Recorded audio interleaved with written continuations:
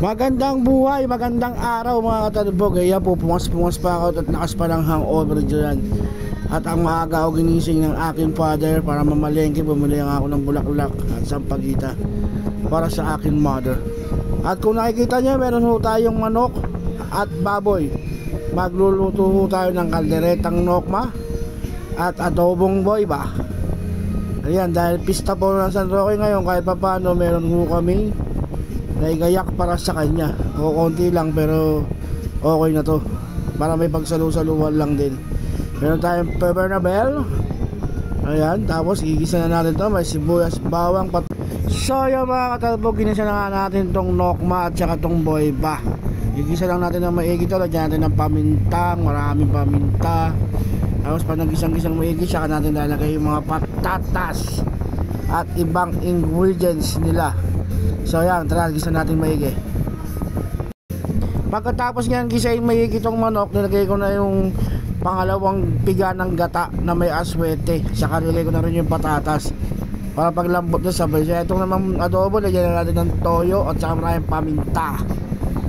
So yan mga katalbog, kita nyo naman ang ating kaldereta. Lalagay na natin itong kakang gata, kalahati lang kasi yung kalahati lalagay naman natin sa ating adobo.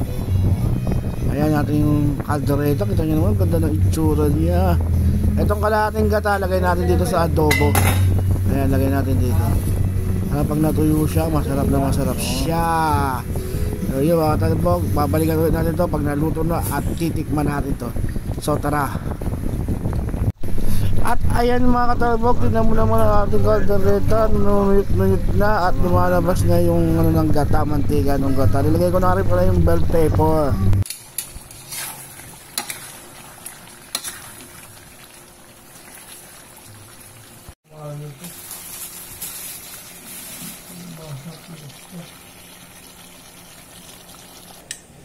Upo muna. Tingnan natin yung kaldereta.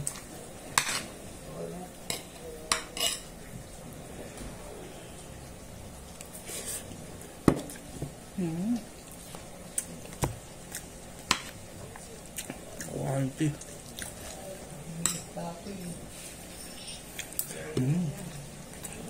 Top.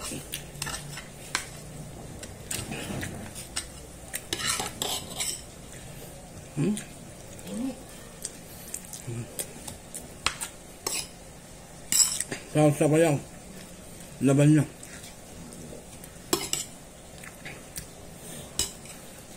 Patatas mo.